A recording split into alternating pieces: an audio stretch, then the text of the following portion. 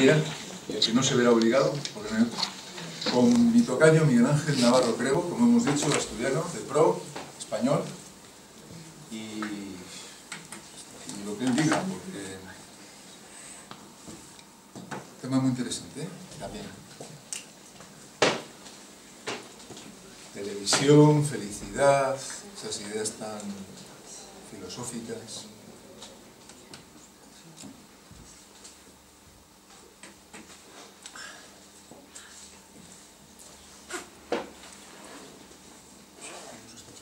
Sí, te digo yo, sí. Bueno, primero, buenos días y agradecer aquí a mi tocayo pues, la invitación a este evento en conmemoración y en recuerdo de la obra viva de Gustavo Bueno y del materialismo filosófico. Yo la verdad es que cuando me propuso hablar de televisión, cultura y felicidad, pues dije, bueno, claro, ¿qué se puede decir de esto? Y se pueden decir muchas cosas, pero el tiempo apremia y es difícil recortarlo a una escala que pueda resultar interesante y asequible. Lo primero que hay que decir es que televisión, cultura y felicidad son tres ideas. Como todo el mundo sabe, la filosofía es un saber que se caracteriza precisamente por ser el trato con las ideas, el análisis de las ideas, el taller de las ideas, la geometría de las ideas. En el idioma español, que es un idioma en mismo filosófico, esto se percibe muy bien. Entonces, si uno dice mitocondria, pues sabemos que está utilizando un concepto de la biología. Si uno dice sal, base, ácido, soluto, está utilizando conceptos de la química. Si uno usa un concepto como anticlinal, sinclinal, cruzamiento, plegamiento, falla tectónica, pues está utilizando conceptos de la geología. Es decir, que cada saber rotura campos de la realidad, las ciencias roturan y cierran campos de la realidad construyendo verdades o identidades sintéticas. Pues, por ejemplo, el teorema de Pitágoras es una identidad sintética básica que se estudia en todos los países civilizados porque forma parte de la racionalidad matemática necesaria para poder no solo conocer el mundo, sino construir el mundo. Es decir, uno no se imagina, por ejemplo, pues eso, un señor que sea el responsable máximo del trazado de una autopista que no sepa matemáticas. Eso solo puede pasar en España, ¿no? Eso sería interesante porque en la cultura española hay cosas muy anómalas. Entonces, la filosofía es el saber de las ideas, ¿no? Eso es algo que precisamente Bueno, por lo que ya se dijo aquí antes, desarrolló ya en su obra inicial, que es bueno, no es inicial, pero sí inicial desde el punto de vista sistemático, que es el papel de la filosofía en el conjunto del saber, una obra del año 68 que se publicó en el 70, donde Bueno ya con 48 años pues irrumpe, digamos, en el anodino panorama filosófico español con una obra potentísima que dejó desconcertados a tirios y troyanos, ¿no? Entonces, bueno, a estas tres grandes ideas, la idea de cultura, vamos a empezar por ahí, porque me parece la idea más general, la idea después de televisión y la idea de felicidad. Posiblemente ahí la idea de televisión nos actúe de bisagra entre la idea de cultura y los conceptos de cultura y la idea de felicidad y los conceptos de felicidad a través de tres obras que, como estamos aquí homenajeándolo a él, pues hay que citarlas. Una es El mito de la cultura, una obra del año 95, que además es una obra que debe mucho a la tradición alemana, donde él se enfrenta a la tradición alemana, pues eso, rompiendo muchos de los mitos propios, además de lo que es la democracia coronada española del régimen del 78. Otra obra clave, que es un tratado, en el fondo, de filosofía metafísica, no es metafísica, es algo que utilizamos la palabra metafísica en sentido muy genérico, es un tratado de ontología, porque lo que estudia aquí, bueno, es la idea de apariencia y los conceptos de apariencia y los conceptos de verdad y las ideas de verdad ligadas a la televisión como institución y a la televisión como artefacto tecnológico, pero sobre todo como institución. Y después, en conexión con estos dos, una obra también clave de filosofía académica muy profunda por otra parte, aunque tenga un formato de libro de divulgación, que es El mito de la felicidad. El mito de la felicidad que estudia precisamente los contextos en los que vulgarmente utilizamos la noción de felicidad, a qué campos técnicos, científicos y tecnológicos, categoriales, remite esa expresión, una expresión que todos utilizamos y que además tiene múltiples significaciones en diferentes idiomas, ya desde el viejo concepto aristotélico de eudaimonía, de llevar una buena vida, tener un buen destino, tener una vida satisfactoria. Bueno, pues lo que decimos son tres ideas Ideas que además forman parte de nuestro presente infecto. Es decir, si tres ideas hoy día están presentes en el lenguaje de cualquier político, aunque no sepa lo que está diciendo cuando las usa, o tenga nociones o visiones muy confusas, son las ideas de cultura, las ideas relacionadas con el mundo televisivo y las ideas relacionadas con la felicidad. Como hemos dicho, la filosofía es un saber crítico de segundo grado que siempre hay que entenderlo en polémica. Por eso no existe la filosofía, existen las filosofías. Eso ya se ve incluso pues eso, en la obra de Platón, que es el padre que sigue teniendo que decir muchas cosas sobre este tipo de temas. Cuando Platón se enfrenta a los sofistas, pues se estará enfrentando precisamente a una visión del mundo griego, a una visión de la democracia, y a una visión, y Platón además es el primero que introduce una idea clave para hilar estas tres nociones, que es la idea de verdad. Entonces, bueno, pues, ¿qué podemos decir sobre la idea de cultura? Lo primero es que la idea de cultura es una idea hoy día que actúa como idea fuerza. Es una idea que se da en muchos contextos, es una idea que tiene unos correlatos mitológicos en la vida práctica que son muy pregnantes, de mucha influencia, que no se puede ver como una superestructura. De hecho, cuando uno, por ejemplo, como profesor, se enfrenta a la idea de cultura, pues tienes que explicar a los alumnos, por ejemplo, por hablar de un contexto mundano, pues pertinente, que es el de los manuales de bachillerato, de primero de bachillerato, donde uno explica pues, qué se entiende por cultura y conceptos anejos como relativismo cultural, difusionismo cultural, universalismo cultural, etnocentrismo. Uno tiene que enfrentarse a la idea de cultura. Y lo primero que nos explica, bueno, es que hay muchos conceptos de cultura, incluso conceptos de cultura incompatibles entre sí.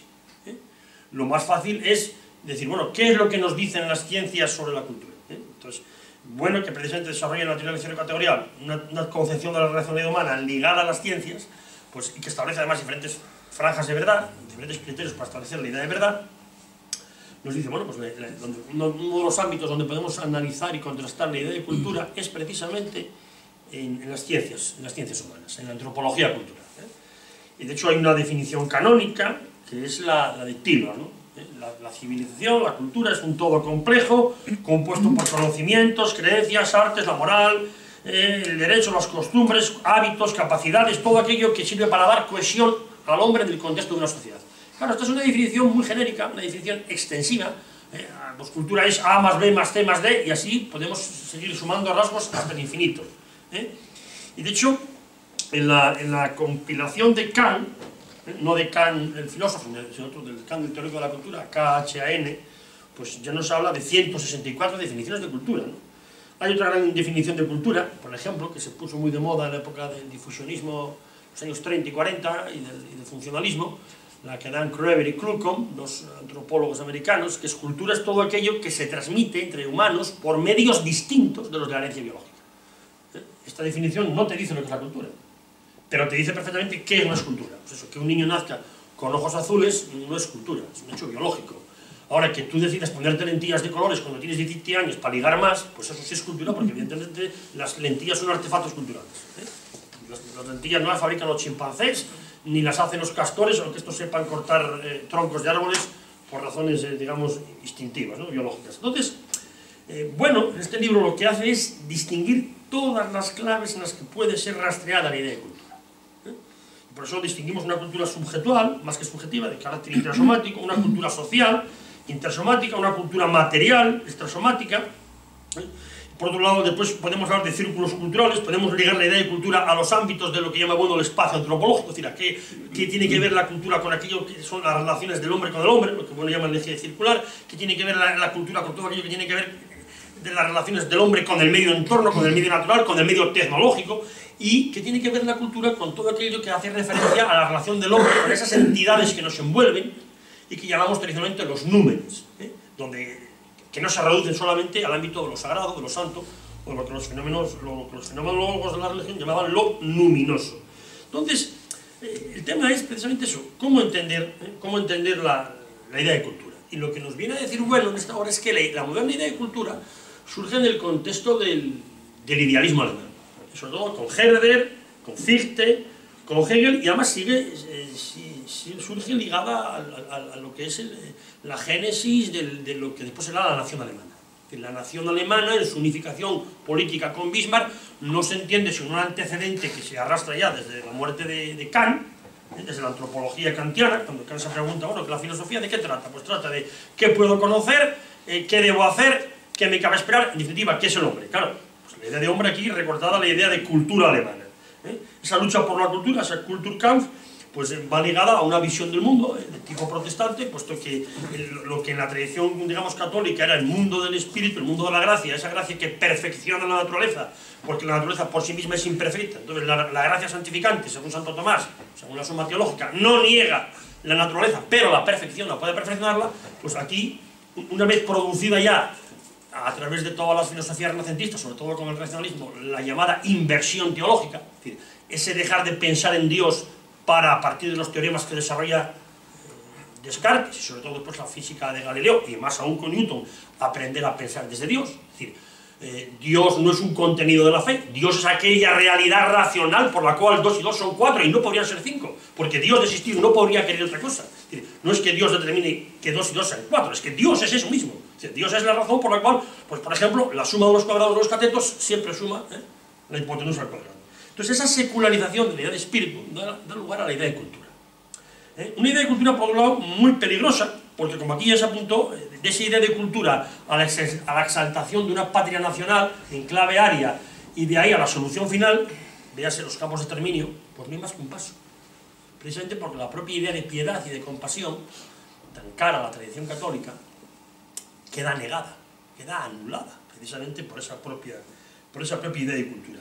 Y precisamente la idea de cultura en España, en los últimos 30 años, con la democracia coronada, y después de que el señor González dijera aquello de que hay que ser socialistas antes que marxistas, pues ha supuesto precisamente la recreación de la propia identidad de España a través de ese mito, que es el mito de la cultura, ¿no? Hoy día no se habla de una cultura española, se habla de una cultura leonesa, de una cultura gallega, de una identidad gallega, de una identidad vasca, de una identidad catalana, ya por no decir de una identidad berciana, como si los del Bierzo tuvieran unas cualidades distintas a los que son del campo charra de Salamanca, como por ejemplo eran mis padres, ¿no? Pues imaginemos que si uno empieza a buscar identidades, pues bueno, podemos encontrar identidades en cualquier sitio. Ese es uno de los grandes temas que Bueno aborda y que Bueno desmonta, hasta el punto de que este libro ha sido traducido al alemán por una gran compañera nuestra, filósofa y filóloga alemana, Nicole Hossenthal, y en Alemania este libro también ha tenido su impacto y lo está teniendo, precisamente porque la influencia de Alemania en España, en la Segunda República, a través del proyecto orteguiano. Ortega tenía la doctrina de que España es un problema y Europa es la solución. Y europizar España pues era importar la filosofía alemana. Como en España la gente está prisionera de la tradición católica, como si la tradición católica fuera ella por sí misma oscurantista, tenemos que esclarecerla a través de la filosofía alemana. Ese es el proyecto que Ortega inicia precisamente en las Meditaciones del Quijote, ¿no? Cuando dice yo soy yo y mi circunstancia. Pues la circunstancia de España, esa España que él ve desde los campos de Antígona, desde el Guadarrama, que me está oprimiendo, pues yo la tengo que reconstruir desde categorías literarias, puesto que la única manera de hacer filosofía en España es a través de la literatura, pero importando conceptos alemanes. Eso ya lo había pretendido en España el krausismo, del que tan devoto es el señor Zapatero, y bueno, pues ese proyecto orteguiano es el que después se retoma, después de ese pseudo golpe que fue el 23F.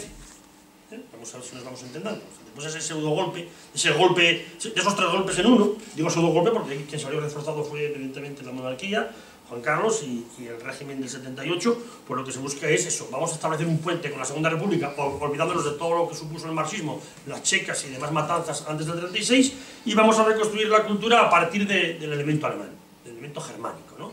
De hecho, pues yo qué sé, El País como institución periodística es el mejor ejemplo del proyecto orteguiano, por ejemplo, ¿no? En ese sentido. Entonces, claro, la idea de cultura hoy día es tan sumamente compleja que cubre un montón de cosas. O sea, nadie sabe lo que quiere decir cuando utiliza la palabra cultura. Cuando uno oye clichés, por ejemplo, la tauromaquia es tortura, no es cultura. Pues esa persona cree que está diciendo algo, pero no está diciendo nada, está diciendo cosas confusísimas. Como si la cultura, como si por desgracia, en el plano ético, la tortura es una desgracia, pero evidentemente la tortura es una institución humana. La tortura es una institución humana. De hecho, tradicionalmente la confesión a un reo siempre se obtenía a través de la tortura, eso en cualquier cultura civilizada. Por desgracia es así. Entonces, cuando se habla de la tauromaquia es tortura y no cultura, no se está entendiendo nada. Porque, entonces, ¿qué es? ¿Qué es la tauromaquia si no es cultura? Sí, nosotros desde nuestras coordenadas filosóficas podríamos decir, no, la tauromaquia no es cultura porque es algo mucho más complejo. La tauromaquia es religión. Entonces, en la medida en que la religión no es cultura, entonces, la tauromaquia desborda el marco del concepto de cultura porque tiene componentes angulares, tiene componentes luminosos, entonces sí, tiene mucho de cultura. De hecho, probablemente la gente dice, bueno, los que les gusta la tauromaquia dicen, no, es que el toreo es arte. Sí, es arte, pero es muchas más cosas, ¿eh? También es religión. O sea, también hay una teoría de la religión implícita en la tauromaquia y en la tradición católica, que es, por otro lado, una tradición claramente politeísta, donde el cuerpo del torero y el propio cuerpo del toro juegan un papel operatorio muy importante. Sin esa operatoriedad materialista, por otro lado, no se entiende lo que es la tauromaquia. Entonces, la idea de cultura hoy día cubre muchas cosas. Y, hay que decirlo claramente, una de las cosas que más cubre hoy día la idea de cultura es la televisión. No hay herramienta política más importante en el mundo occidental en los últimos 70 años que la televisión. Más importante incluso que el cine. Si por ejemplo uno no puede entender lo que fue el régimen nazi sin la importancia de la radio como aparato de propaganda, o del cine como aparato de propaganda, pues no se puede entender lo que es el imperio americano, por ejemplo, y sus sucursales, en la medida en que España es una sucursal más del imperio yanqui, desde que el régimen de Franco recibió las bendiciones porque interesaba estratégicamente en contra del comunismo internacional, pues es la televisión. Entonces, ¿la televisión qué es? Pues es también una idea. Y una idea que remite a... O sea, es una institución política, no solamente tecnológica y científica, que remite a unas ideas complejísimas, que son las ideas de apariencia y de verdad. Porque una de las tesis más fuertes que Bueno defiende es que precisamente frente a la tradicional creencia de que Platón desarrolla en el mito de la caverna, el mito más potente en ontología y en teoría del conocimiento, fundacional de la propia filosofía occidental, que es el mito de la caverna, y que tradicionalmente muchas personas, yo creo que por razones puramente esteticistas o de una vana erudición o de una vana presunción, asocian a la cinematografía, pues Bueno lo que demuestra es que precisamente la televisión, en cuanto que es televisión formal, porque Bueno distingue entre televisión material y televisión formal, lo que precisamente es la televisión es la recreación del mito de la caverna. Es decir, lo que Platón plantea en un plano teórico, que es que todos los seres humanos, dentro de un marco político, estamos envueltos en un mundo de apariencias, esos prisioneros que están en la caverna y que creen que lo real es esas sombras que ven proyectadas, que ni siquiera saben que son sombras, y que son reflejos de un fuego interior en esa caverna, de objetos que pasan por detrás. De hecho, Platón está pensando en el juego de Niñón, en el juego de los títeres, que era un espectáculo que ya existía entre los griegos, hace ya 2500 años. Pues hoy día no es la televisión, no el cine, no es la televisión. Es decir, que el mito de la caverna, donde realmente aparece recreado es en la televisión, y sobre todo en la televisión formal, es decir, en aquella televisión que se emite en directo, y donde tú tienes una visión de la realidad a la escala que reconstruye esa propia televisión. De hecho, Bueno utiliza la lógica de clases para explicar las 4 posibilidades de relación entre televisión, entre pantalla y mundo. Si el mundo es esa unidad a través del ego trascendental de esos 3 niveles ontológicos, el mundo de lo físico, el mundo de lo cultural, de lo mental, de los afectos, y después el mundo de las ideas, de las abstracciones teóricas, pues podemos pensar que la pantalla recoge todo lo que está en el mundo, o que el mundo está incluido en todo lo que es el mundo, está incluido en la pantalla, o no. Podemos pensar que la pantalla no recoge todo lo que está en el mundo, y que todo lo que está en el mundo, sin embargo, puede ser recogido en la pantalla. O viceversa, pensar que la relación entre pantalla y mundo pues es una relación disyunta, donde si hacemos una disyunción, pues siempre nos sale cero. Y de ahí, Bueno, lo relaciona con las teorías de la ciencia. Es decir, que hay concepciones de la verdad como desvelamiento, hay una concepción de la televisión formal como desvelar. Hay gente que cree que la televisión desvela cosas, describe realidades. Otra gente que dice, no, la verdad construye coherentemente lo que interesa al poder político. Otra gente que, por seguir la teoría de la ciencia de Mario Bunge, las verdades de la televisión construyen correspondencias, y para otros pues la televisión sería pura construcción. Pero en todo caso, si algo además hoy día está ligado a la idea de televisión, es la idea de felicidad.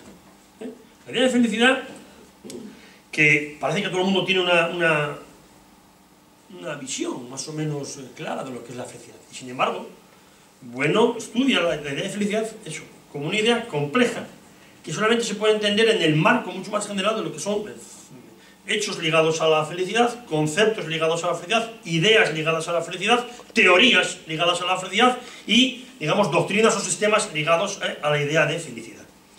Y entonces lo que habría que preguntarse es, bueno, ¿qué realidades felicitarias ofrece hoy día la televisión? Bueno, pues yo creo que si uno compara la televisión que tenemos hoy día con la televisión que por ejemplo se hacía en España hace 40 años, vemos que la idea de felicidad que mejor se reconstruye a escala formal en los programas que se emiten en televisión hoy día es la idea de felicidad canalla.